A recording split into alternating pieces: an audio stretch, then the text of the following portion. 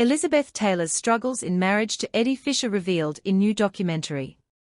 A new documentary, Elizabeth Taylor, The Lost Tapes, is shedding light on the tumultuous and deeply troubled marriage between the iconic actress Elizabeth Taylor and her fourth husband, Eddie Fisher. Through a series of previously unheard interviews with journalist Richard Meryman conducted between 1964 and 1965, the film reveals the profound struggles Taylor faced during their marriage, including her contemplation of suicide due to her unhappiness. Taylor and Fisher's marriage in 1959 was steeped in scandal, occurring just weeks after Fisher divorced actress Debbie Reynolds. Initially, the public viewed their union as a romantic escape, but it quickly devolved into a source of misery for Taylor. In candid conversations with Meryman, Taylor reflected on her marriage, describing it as one big frigging awful mistake. This sentiment underscores the disillusionment she faced as the honeymoon phase rapidly faded. The couple's relationship was marred by emotional isolation, with Taylor admitting to Meryman, "Eddie made sure that I felt lonely. We never went out." This profound sense of loneliness contributed to Taylor's declining mental health, leading her to a dark place where she felt desperate enough to attempt suicide. In one harrowing audio recording, she could be heard expressing her despair, saying, "I'd rather be dead than face divorce. I was fed up with living." Such statements highlight the depths of her depression, exacerbated by the emotional neglect she experienced in her marriage. In a tragic turn, Taylor attempted to take her own life by deliberately overdosing on sleeping pills in front of Fisher. While she later regarded this act as self-indulgent, she recognized the horrific consequences it would have on her children from previous marriages. Taylor had 3 children, sons Michael Wilding Jr. and Christopher Wilding from her second husband, Michael Wilding, and daughter Lisa Frances Todd from her third husband, Mike Todd.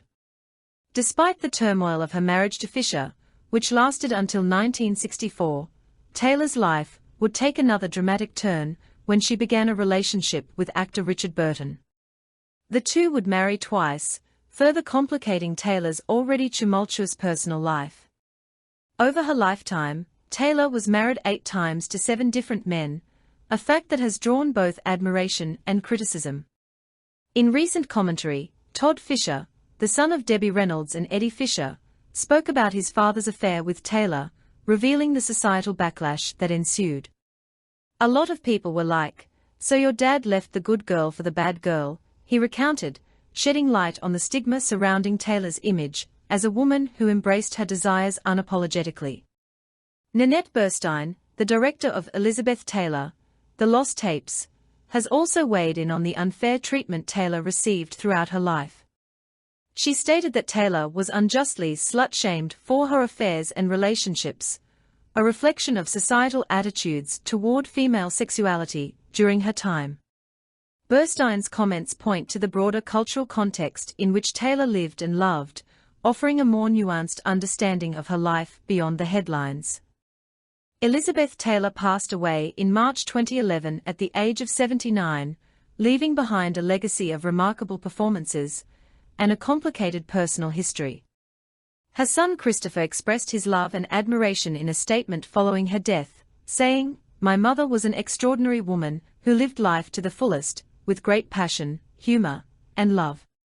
As the documentary Elizabeth Taylor, The Lost Tapes, prepares to premiere on August 3 on HBO, it promises to provide an intimate glimpse into the life of one of Hollywood's most celebrated actresses, revealing the struggles and triumphs that shaped her legacy.